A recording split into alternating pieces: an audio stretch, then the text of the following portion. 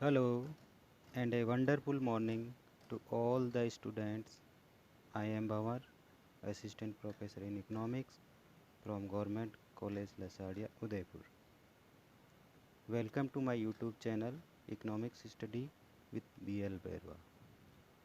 Students, in this video we will the continuing the theories of interest. Today we will discuss the neoclassical theory of rate of interest or the loanable fund theory of rate of interest. तो let's start साथियों। आज हम नया topic ब्याज के सिद्धांत का पढ़ रहे हैं। इससे पहले हमने ब्याज का क्लासिकल सिद्धांत पढ़ चुके थे। आज पढ़ रहे हैं हम ब्याज का नव प्रतिष्ठित या neo classical theory of interest, जिसे उधार देय कोष या ऋण कोष का सिद्धांत भी कहते हैं। ये सिद्धांत प्रतिष्ठित सिद्धांत पर एक सुधार है। इस सिद्धांत का प्रतिपादन विक्सेल, ऑलिन, मिर्डल के द्वारा दिया गया था। बाद में इसका समर्थन रॉबर्ट्स ने भी किया। ब्याज के प्रतिष्ठित सिद्धांत में केवल वास्तविक तत्वों ब्याज का निर्धारण किया था, जिसमें बचत और निवेश पर ही ध्यान दिया गया था।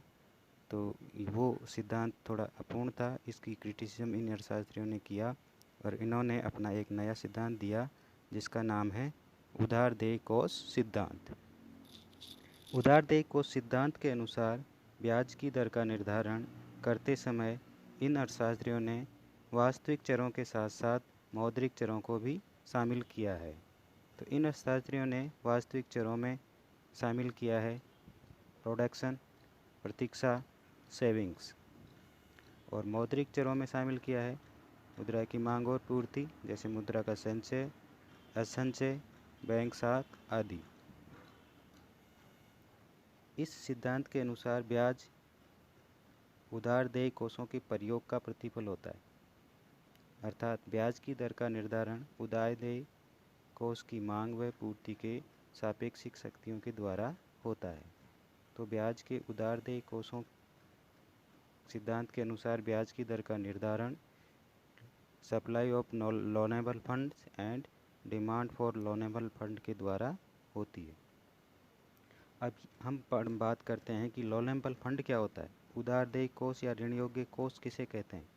तो इसका तात्पर्य है कि उधार या ऋण देने वाले व्यक्तियों या संस्थाओं के द्वारा मुद्रा बाजार में उपलब्ध करवाई गई ऋणों की मात्रा तथा उधार लेने वाले व्यक्तियों तथा संस्थाओं द्वारा की गई ऋणों की मात्रा के योग को उधार देय कोष कहते हैं। इसका मतलब यह है कि बाज़ार में जितने भी लोन लेने वाले हैं उनकी मांग और जितने भी बाज़ार में ऋण देने के लिए जो पैसों की पूर्ति है उसका योग ही उधार देय कोष कहलाता है, लोनेबल फंड कहलाता है। अब बात करें कि उधार देय कोष की पूर्ति क्या होती है। Supply of loanable funds. तो what is the supply of loanable fund? तो जैसे उधार देय कोषों की पूर्ति किन किन स्रोतों से हो सकती है, तो इसमें हमने 4 स्रोत मानते हैं। इसमें पहला है बचत, सेविंग्स। बचतें होती है आय और उपभोग के अंतर को बचत कहते हैं, और बचतें 3 क्षेत्रों के द्वारा की जाती है, व्यक्तिगत क्षेत्र, व्यावसायिक क्षेत्र और सरकारी क्षेत्र के द्वारा। तो बचतें जो होती है ब्याज की दर से प्रभावित होती है। ब्याज की दर में और बचतों में सीधा संबंध होता है, अर्थात अगर ब्याज की दरें ज़्यादा होती है तो लोग सेविंग्स ज़्यादा करना पसंद करते हैं। दूसरा कंपोनेंट है बैंक क्रेडिट, बैंक साख। बैंक साख भी ब्याज की दर से सीधा संबंध होता है। अगर ब्याज की दर ज़्यादा होती है तो बैंक ज़्यादा लोन देते हैं, ऋण ज़्यादा देते हैं, और ब्याज की दर कम होती है तो बैंक ऋण कम देते हैं क्योंकि उनको ज़्यादा फ़ायदा नहीं होता। तो बैंक क्रेडिट भी ब्याज की दर से पॉजिटिव रिलेशनशिप होता है। तीसरा जो तत्व है वो है डिसऑर्डिंग, असंचय। असंचय का मतलब लोग यहाँ पे अपने पास में संचित या बचत करके या जो पैसा है उसको रखना नहीं चाहते। तो ये कब नहीं रखना चाहेंगे? जब बाज़ार में ब्याज की दर अधिक होती है तो लोग अपने पास में जो बचते हैं या जो पैसा संचित करके रखा हुआ है उसको अपने पास में नहीं रखेंगे, वो उसको ब्याज की दर पर दे देंगे। तो अप्स डिसऑर्डिंग और ब्याज की दर में भी सीधा संबंध होता है। ब्याज की दर बढ़ेगी तो अपसंचय घटेगा और ब्याज की दर घटेगी तो असंचय घटेगा। तो दोनों में पॉजिटिव रिलेशनशिप है। लास्ट है अनिवेश डिसइन्वेस्टमेंट। डिसइन्वेस्टमेंट का मतलब होता है कि लोग अपने कंपनी के शेयर्स बेचते हैं। तो जैसे अगर लग रहा है किसी कंपनी को कि उसकी कंपनी फ़ायदे में नहीं जा रही है और अगर वो ब्याज की दर बाज़ार में ज़्यादा है तो वो अपने शेयर्स को बेचकर जो पैसा आता है उसको बाज़ार में ब्याज की दर पर चलाता है, जिससे उसको लाभ की आशा ज़्यादा होती है। तो इसका मतलब डिसइन्वेस्टमेंट और ब्याज की दर में भी प्रत्यक्ष और सीधा संबंध होता है। अर्थात ब्याज की दर अगर ज़्यादा होगी तो कंपनी अपने शेयर्स को बेचकर ऋण देगी और अगर ब्याज की दर बाज़ार में कम है तो वो कम बेचेगी और डिसइन्वेस्टमेंट कम होगा।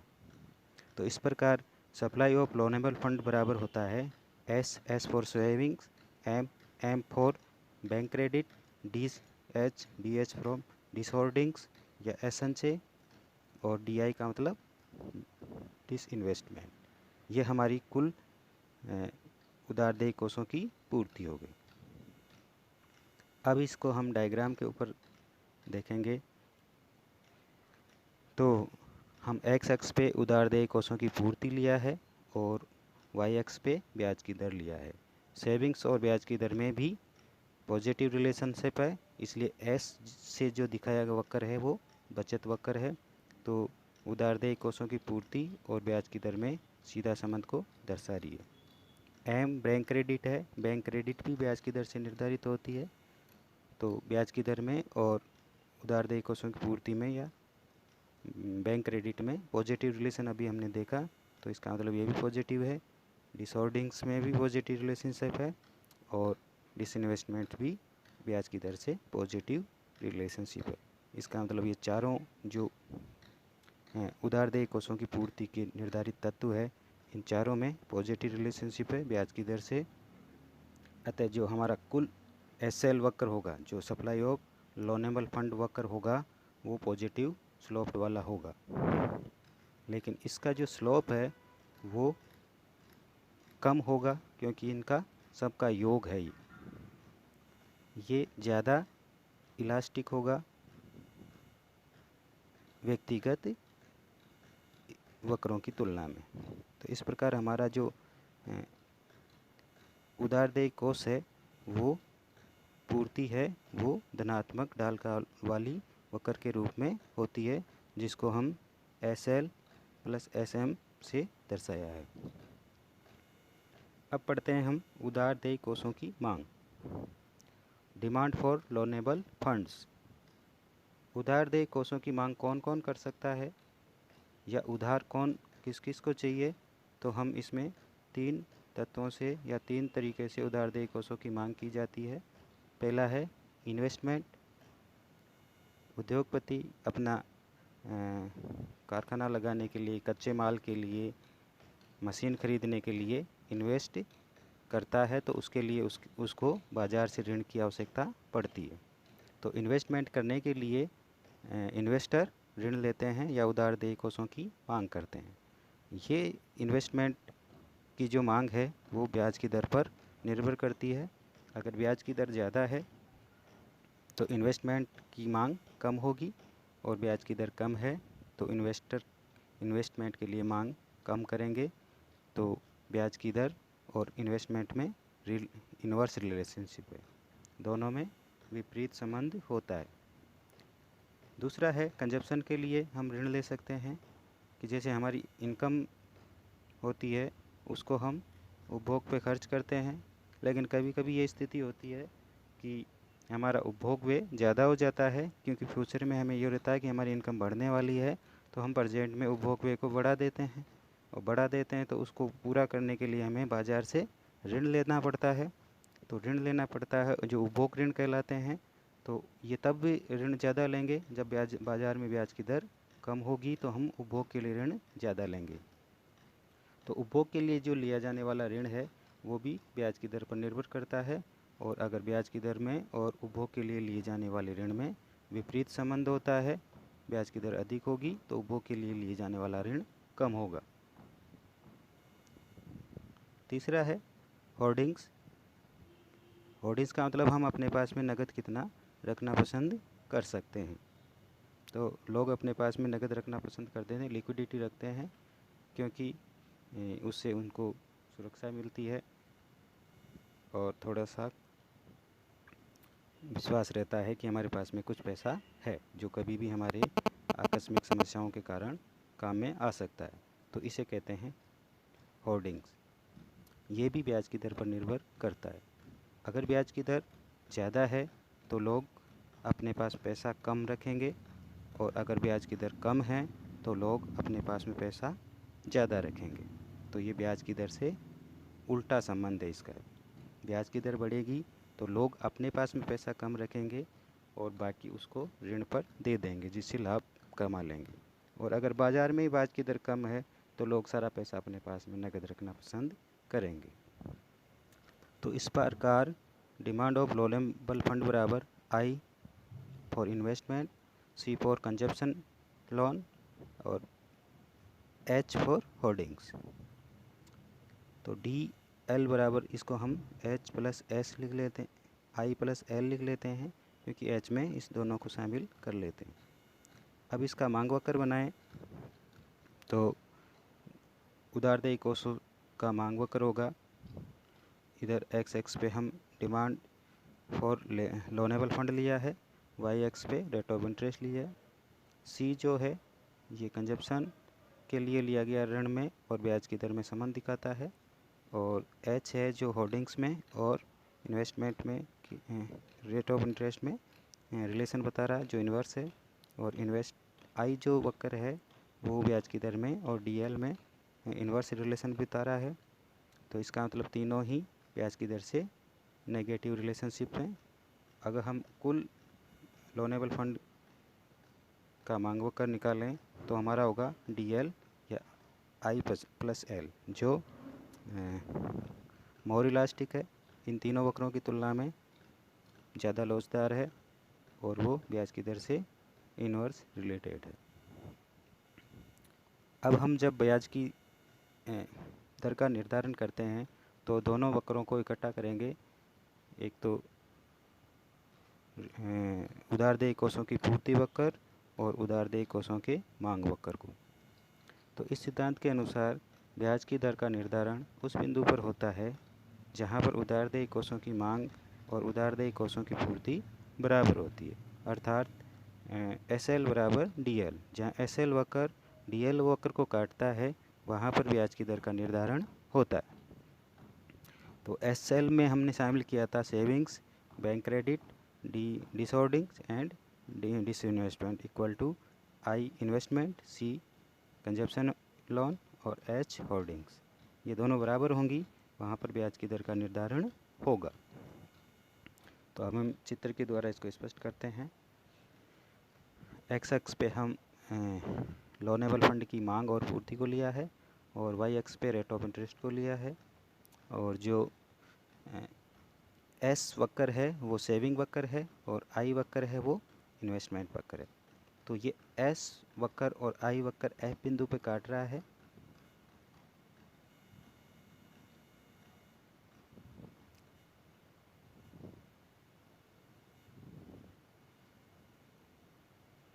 आई बिंदु पे काट एस वक्र आई वक्र को एफ बिंदु पे काट रहा है।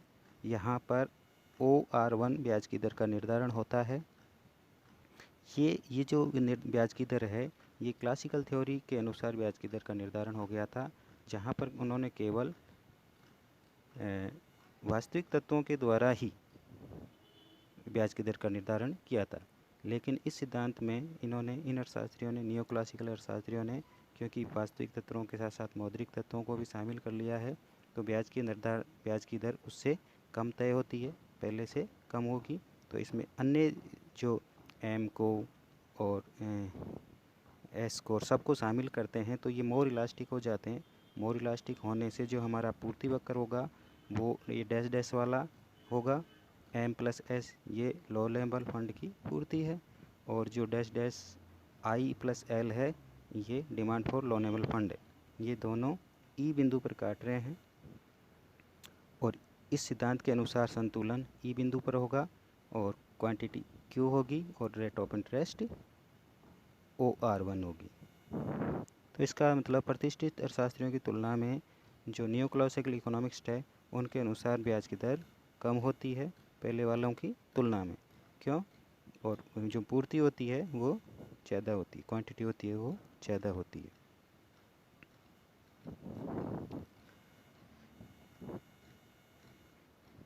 क्योंकि इसमें जो प्रोफेसर विक्सेल ने माना था कि ब्याज की दर पर ब्याज का प्रभाव बहुत कम पड़ता है, इसलिए उन्होंने एम वक्र को एक सीधा वक्र या वर्टिकल एक्स के समानांतर ही माना था। तो इस चित्र में संतुलन ई बिंदु पर हो रहा है जहाँ पर एम प्लस एस बराबर आई प्लस एल है, तथा ब्याज की दर आर का निर्धारण होगा। ओ आर जो है वो बाजार ब्याज की दर का निर्धारण, बाजार ब्याज की दर कहलाती है। अब प्रतिष्ठित सिद्धांत के अनुसार संतुलन एफ बिंदु पर होगा तथा OR1 प्राकृतिक ब्याज की दर का निर्धारण होगा। विक्सेल के अनुसार OR1 ब्याज की दर का निर्धारण है तथा जहां पर S बराबर I है, और OR ब्याज बाजार ब्याज की दर है जहां पर उधारदेय कोषों की मांग और पूर्ति बराबर है। तो विक्सेल ने इस प्रकार दो प्रकार की ब्याज दरों का बताया उन्होंने कि जो OR1 है वो क्लासिकल जो रेट ऑफ इंटरेस्ट है उसको उन्होंने माना है ब्याज की प्राकृतिक दर, नेचुरल रेट ऑफ इंटरेस्ट, और जो उन्होंने अपने सिद्धांत के अनुसार जो ब्याज की दर का निर्धारण किया है OR, इसको कहा है इन्होंने मार्केट रेट ऑफ इंटरेस्ट। तो जो बाजार की ब्याज दर है वो उधारदेय कोषों की पूर्ति और उधारदेय कोषों की मांग के द्वारा निर्धारित होती है, जो प्राकृतिक दर से कम है, ब्याज की दर से बाजार की ब्याज की दर कम है। अगर ये इकोनॉमिक्स के जो पढ़ने वाले विद्यार्थी हैं, जो चाहे वो यूजी में पीजी में हो, चाहे कोई इकोनॉमिक्स का कोई कंपटीशन देने वाले हो, तो हम मेरे वीडियो को लाइक करें, शेयर करें और सब्सक्राइब करें ताकि मेरे नए वीडियो का लिंक आपको तुरंत मिल जाए। So let's student, okay, if you find any doubt in any lecture you can comment in comment box.